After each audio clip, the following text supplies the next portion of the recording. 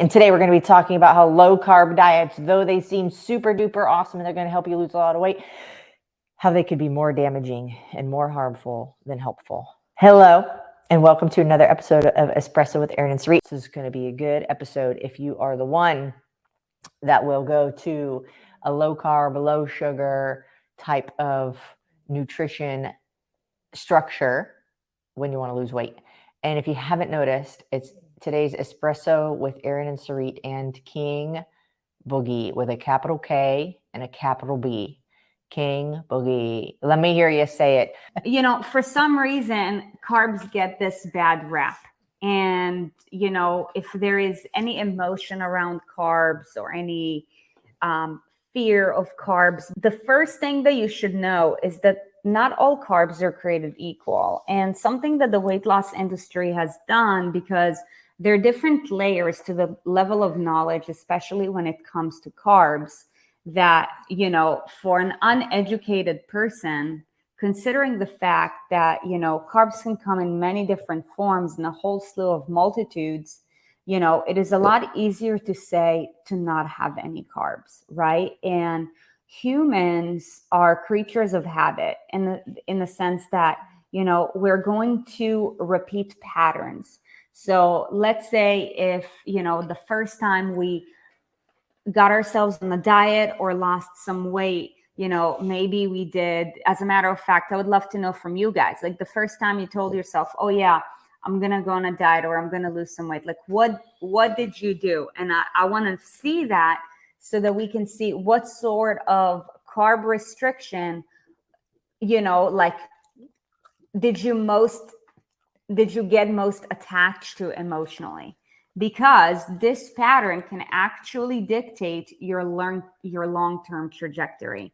And that's the first thing that I want to share with you is, depending on whatever pattern you developed around carbs, there can very much be an opportunity for a long-term pattern of self-sabotage.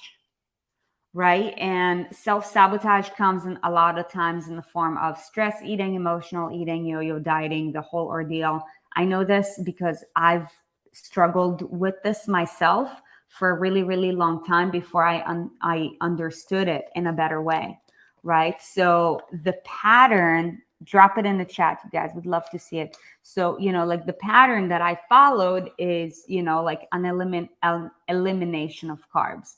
So for me, it was an elimination all the way to an overstuffing, right? And I only knew two modes, right? Like either, you know, have my car parked at a complete stop, or I am racing, you know, on the neighborhood street. Obviously, that's dangerous. You wouldn't do this in your neighborhood. Why would you do that to your body? You know, like it messes with your hormones. It messes with your attitude. Truly. And, you know, from a long-term consistency standpoint, what you want to think about is momentum, right? And when you go 0 miles an hour to 100 miles an hour to 0 miles an hour to 100 miles an hour without the, you know, like coasting or cruising, what's going to happen to your brakes? Right? Like what's going to happen to the health of your car? And the engine. Your engine. I'm not even a car person. I see that Veronica Silva is here. I mean, she could tell us more. But, you know, like what's going to happen is you're going to mess the car up. And I'm not even a car person, and I know that for a fact, right? So the same thing happens with your body, and more than just your body, also with your conscience, right? This is why so many times like I've had so many conversations with women where, you know, before we've had the immense privilege of helping them, you know, a very common theme is that they didn't trust themselves, right? Because when you are running in a mode of self-sabotage, it's going to be a lot harder to trust yourself. Like think about, you know, parenting, for example. If you know that when you leave your kids, let's say with this babysitter, there could be an opportunity of them being hurt. Would you even consider bringing that person into your home? Nope. Probably not. Negative. Ghost rider. Right. So if you know that there is an opportunity for harm with regards to other areas of your life, you would eliminate it. Right. Okay. So I want to see, what are some things that they've done? Did anybody share? Cut out all bread, pasta, because thought they were bad. Okay. I have another question though. What are the first foods that you think about when you think about carbs? Put them there. Put them there. The first foods that you think of when you think about carbs. And while you are responding to that, like I know you will, if our body, if you think about like when you get, why do we get thirsty? Like, why do we get thirsty? Speaking about thirsty. Yeah, you thirsty? Yeah. She's thirsty. I am. On this Thursday, Thirsty Thursday. So why do we get thirsty? Is because our body is asking for water. Thirst is a sign. You need water. Why? For some reason, I don't know, you're dehydrated, you just ate something salty, your mouth is dry. There's a reason why you get thirsty and you want to drink something. Mm-hmm. You also have cravings because something's missing or something's out of balance. And a lot of times, the reason we crave carbs, by the way, I think there's a difference between a physiological craving and a psychological craving. Because sometimes physiologically, our body is asking for a certain type of nutrient because we're not getting it. Psychologically, we just are thinking about a food that we want because it sounds good, it will taste good, and we're thinking about it. So I think that, and I don't know the science behind any of that, but I think there is a difference physiologically, meaning your body is actually wanting something, so you will crave it, versus, oh, I saw a commercial for pizza and now I want pizza, right? Those are different. And if you are restricting yourself from a nutrient like carbs that your body needs, like water, when you get thirsty, it's going to ask for it. It's going to ask for it in the form of a craving. So if you have a hard time with cravings, not because you saw something on TV or because when you walk into a movie theater, it smells like popcorn and now you're like, all of a sudden I want popcorn. It's a good question to ask is, have I been depriving myself of something that is a nutrient that my body needs to live, to survive, to function optimally, to operate? And then to go from there. The other thing about, like you had mentioned too, with carbs is when we stop, go, we actually are hurting the way that our body can digest and absorb and process carbs. So then when we are eating any kind of food, by the way, so then when we are eating them, our body doesn't metabolize it as fast. Your metabolism slows down. So first thing that you guys think about when you think about carbs, and there's a reason I asked this question, but I have rice, I have bread, I have pasta, I have my tortilla, I have pasta, I have corn, potatoes, bread, pasta, rice, oats, cereal. Okay. Doesn't chocolate count? Yes. Is chocolate as a carb? 100%.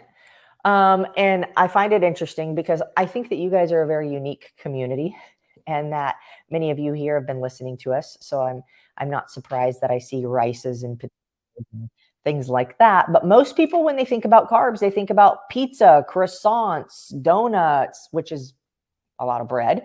But it's like those pasta, really crappy processed type of carbs, and not rice, not sweet potatoes, not oatmeal. And they're very, very different. In our spring leaning challenge that we just had, we talked about that not all calories are created equal. Not all carbs are created equal. Not all nutrients are created equal. That's why there is a variety of different nutrients. And not all even like processed food is created equal. Some is extremely processed, some is minimally processed. So, when we think about carbs, it's not that carbs are the bad guy and that we shouldn't eat them and they make us fat. How many people do you know that gained 20 pounds because they ate, oh my gosh, I had too many cuties this week and I just gained 5 pounds? Never, ever in the history of ever. So, or I ate too many blueberries. yeah. And so there's that. The other thing about carbs that I think is good to be mindful of is drinking them versus eating them. Because you can have apple juice is not the same as an apple. Let's talk about why that's the case. 100%. And most apple juices will be processed. There's going to be other shit in them. There's going to be sugar added to it. There's going to be all this other stuff. Even if you have like a good apple juice, you still are not getting the same amount of fiber from all the skin, from chewing it, from having it whole. You're not getting the same level of satisfaction or satiation. I think that's how you would pronounce that, as you would if you were to eat it. Is there any other reasons? Well, also the glycemic index is a lot higher, right? So, like, let's just compare, like just apple juice in comparison to an apple. The concentration of sugar is going to be a lot higher because, in juice, like the fiber is taken away and it's basically just, like the sugar with the water. What's going to happen is that, like the higher the sugar levels, the more insulin levels rise up, right? And the higher the insulin levels are, the opposite effect happens when it comes to, like weight loss. So if you want to manage your weight or lose weight, you want to make sure that your insulin levels are as stable as possible. That's why I'm not about to refer to diabetes type 1 because that's a completely different situation. With regards, like people who develop diabetes type 2, also happen to be overweight. The body works together. You know what I mean? And now, aside from the fact that most apple juices out there, have more stuff than just apples. As a matter of fact, let me just do research real quick. Okay, while you're researching, I'm just going to look at Welch's apple juice. You research and I talk. So the other thing about, there's a time and a place for everything. So it's not to say that you can never have an apple juice. There's a time and a place for it. But let's say you want to use a juicer and you put an apple through that sucker. It's your apple. You juiced it. There's no added sugars. It literally just from the apple. Okay. You're still taking fiber out, but that doesn't mean that that is also bad. There's just a time and a place. And most people do not live in the time or place to need that. I will say the first thing that I can think of, the first reason why I can think of why that would be beneficial, because when you juice it, even if you juice the apple and it's good and it's clean and all of that, it's still broken down now even more. And your body is going to go through that same amount of fuel a lot quicker. Your insulin level is going to spike. Now, let's say you just got done with a marathon. Great. Your body probably needs it and it needs it quick. No problem. Let's say like I'm competing this weekend in a CrossFit event. That would be a good time and place for me to have a juice. It's quick. It's not heavy. My body needs it because I just exhausted and depleted energy stores. There's a time and a place. So I only say that to say, don't take everything with a grain of salt and recognize that just because we say, oh, this isn't going to be good for weight loss doesn't mean that it's never good or it's evil or, you should never do it. Never is a very long time. Yeah. Okay, what have we researched? Oh, my beautiful carb. My carb is Come falling here, off. Mr. Carb. This is my Mr. favorite carb. Sweetie Potato. So yeah, Welch's 100% apple juice. I don't know if they So the first thing to know, and this is what, like, this is the difference between like a, you know, like you took a juicer and you took your apple and you freshly squeezed it. The first ingredient, apple juice from concentrate. Here, apple juice from concentrate, Yes. which is filtered water and apple juice concentrate. There's a difference between apple juice and apple juice from concentrate. But they say non-GMO, made in And USA, that's exactly why, like, it's got gluten-free. 53 grams of sugar in one freaking cup. No high fructose corn syrup, though. No preservatives, no artificial colors, no artificial flavors, no artificial sweeteners. True. But what it doesn't say is you should not have this if you have diabetes. You should not have this if you're overweight. You are at risk if you have this and you have trouble with your insulin. Yeah. It says all the good things, which is good, which is just why we do these videos, so that you can have the knowledge and the understanding of, okay, let me look a little deeper, because only 3 ingredients. I mean. So that is a juice that's like considered to be 100% natural. Keep in mind, you know, like, first ingredient is the concentrate, right? It's like the difference between drinking condensed milk and, you know, like whole milk. Completely different conversation, right? So the sugar levels are going to be higher, and, you know, you want to keep that in mind. Other than that, most juices out there are not 100% like all natural. You know what carbs I had today? Let me just finish this thought. No problem. You know, like, most juices out there do have added sugar. As a matter of fact, most juices out there have corn syrup and high fructose corn syrup. And that's basically trash for your body. You want to treat your body like a garbage can, give it high fructose corn syrup and corn syrup, because it's not even like concentrated sugar that comes from nature. It's concentrated sugar that comes from a lab. You're literally jacking yourself up with diabetes. Yeah. Go. What'd you have? Yeah, guess what carb I had this morning? What? You know, guess. Yogurt?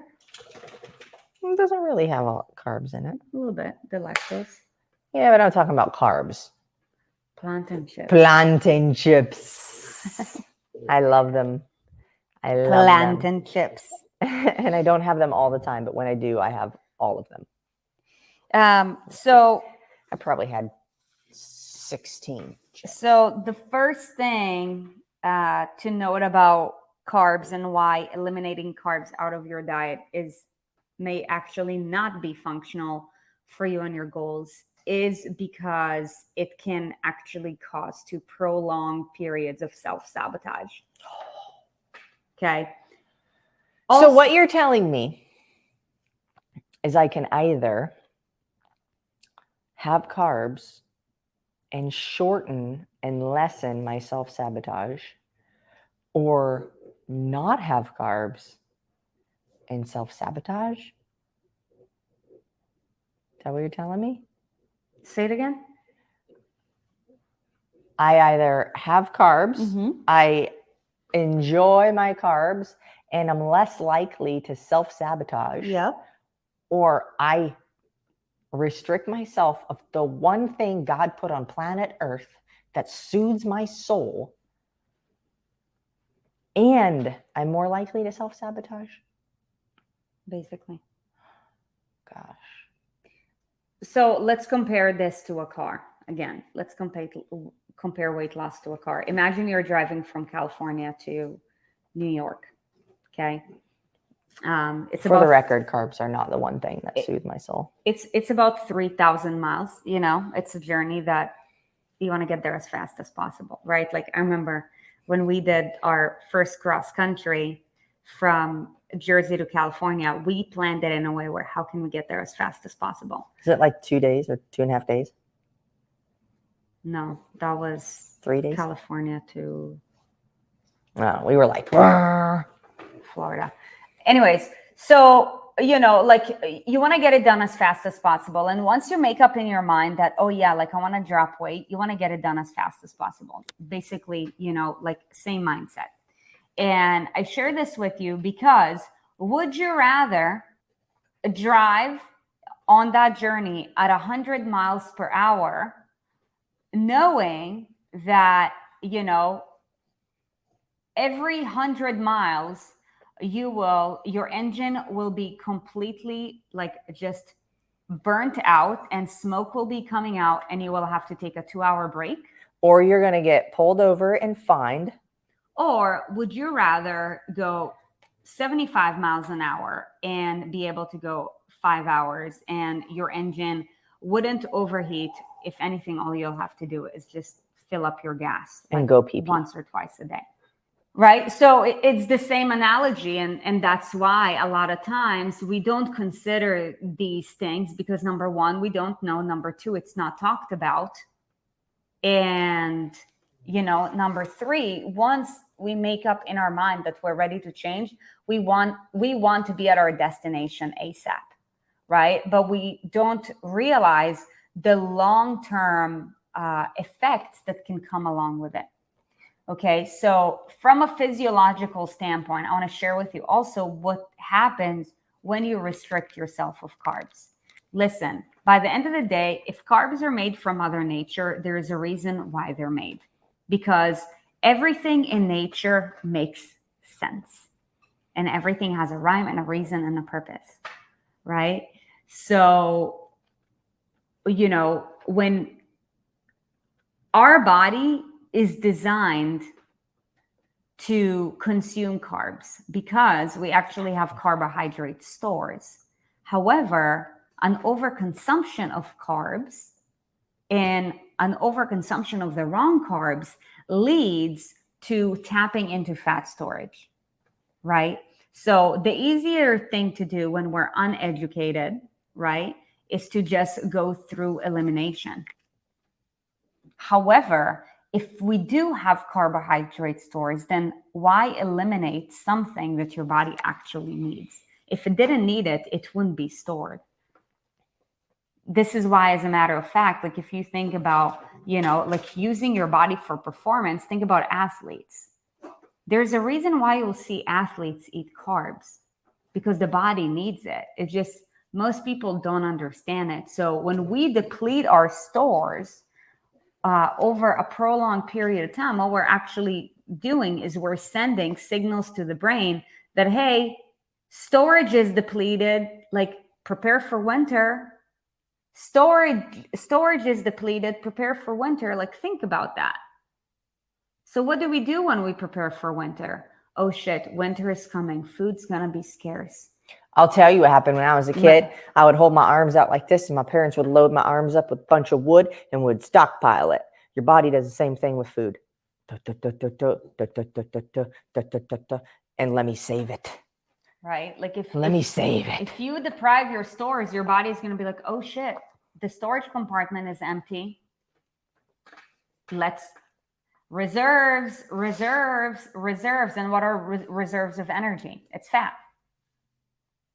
So what do? We deprive ourselves of the thing that we need. And as a byproduct, our body's like, the winter is coming. Store it all. Let's prepare, right? So then we shut down our metabolism, right? Which is going to elongate your process in the game.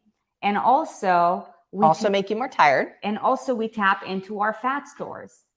In our body, carbs are only stored in our liver and our muscles. There's only so much that you can pack on as far as carb stores. That's why when you have more muscle, you can eat more carbs. Right. Just saying, start lifting, bro. Right. So the point is like the question that we need to ask ourselves, because the quality of our questions will determine the quality of our results, is rather than, you know, like, instead of asking ourselves, oh, I wonder how long I can go without carbs, to, you know, like, what types of carbs do I need to eat? And what's the amount of carbs that I need to eat to sustain my body and whatever my goals are? That's a completely different conversation, right? Because it is, your carb stores can only store so much. However, if you overdo your carb stores, then we tap into another storage compartment, which is your fat storage. But I'm telling you, carbs are not the culprit. It's how we manipulate carbs, or our lack of understanding of how to manipulate carbs, that is the real issue. And also the fact that the food industry does not make it any simpler, because the food industry like continues to create more man-made carbs that, you know, like are unknown, right? So we can have all the right intentions in the world. However, if we don't know our shit, we could be, you know, thinking to ourselves, oh my gosh, like I'm low in calories, or oh my gosh, like I'm so dialed in with my macros. Meanwhile, like, okay, you jacked up your insulin levels today. Your metabolism is going to be out of whack either way, right? So it's super important to understand that, because physiologically, like, You have a table. I put a table next to you. The quality of, you know, raw material that you provide your body is going to determine what's going to come out of it, right? I want to share one more thing. So when you said, there's something that could be confusing that you said, which is when we deplete our body of carb stores, then it goes to use fat, which is true. Mm-hmm. So that is why, though, people think, oh, if I just don't eat carbs, then my body will use the fat stores, which scientifically is true. However, if we're not putting carbs in, then the body's metabolism will slow down, and you will not utilize carbs as quickly when you do eat them. So imagine, okay, if my body wants carbs and I restrict it for a while, and I'm not getting something that I need as far as a nutrient is concerned, the body slows down a metabolism to say, hey, we don't know when we're going to get this stuff. Storage, wintertime, right? Mm-hmm. Let's burn calories slower, right? Let's burn calories slower because we don't want to burn out of this wood before winter's over. We don't know when winter's going to be over. So your metabolism slows down. And then what happens is you have cravings. So then you have cravings, and then you eat a bunch of carbs, and your body has not sped up the process of burning off the calories yet.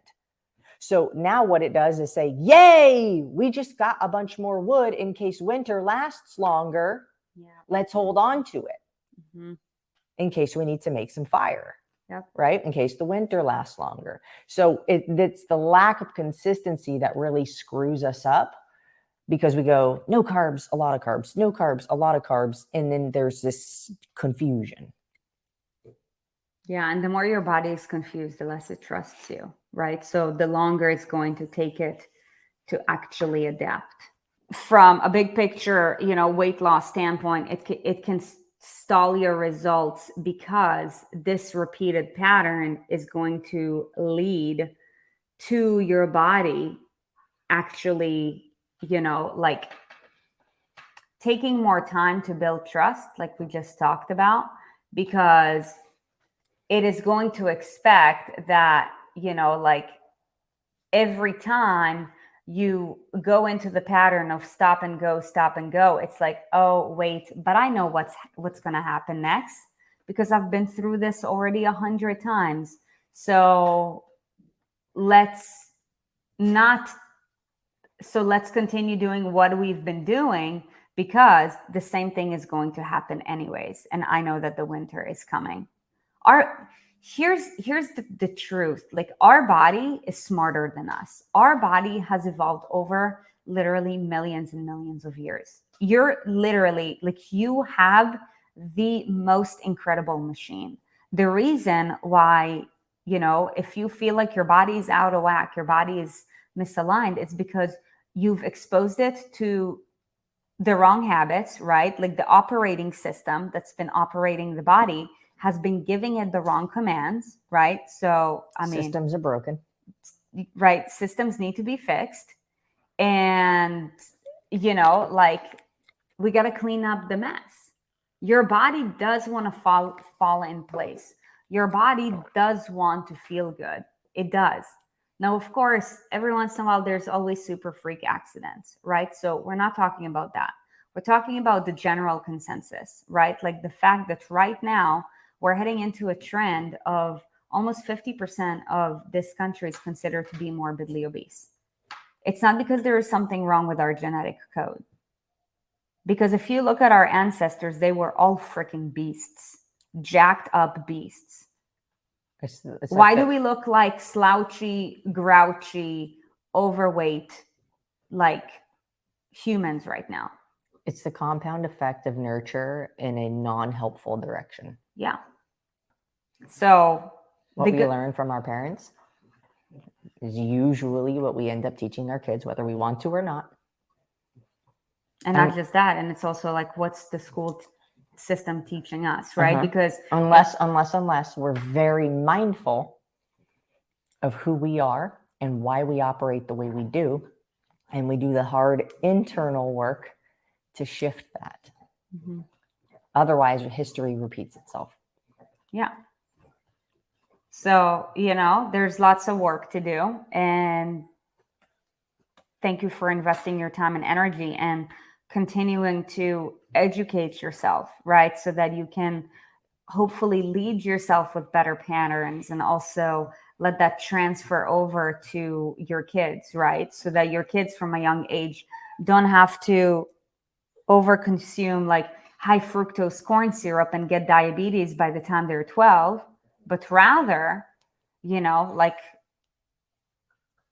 start out young and like enhance and expand their life rather than shorten it. Because what's happening in society right now, we're actually being taught on how to shorten our lives so that we can become more dependent on medications as consumers, right? When your life is dependent on something, you will do anything to stay alive, right? And that's the plan, right? So the good news is that we get to choose every single day, and every single day we have a brand new opportunity.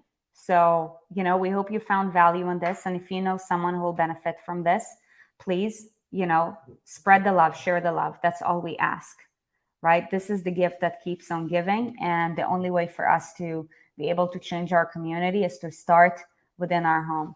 The only way we can change our home is to start with ourselves. We are the leaders. And by the end of the day, it all comes down to us. If it's up to anybody, it's up to me. So go take care of your body today. Go take care of yourself today, and go be the change that the world needs to hear and see. See ya.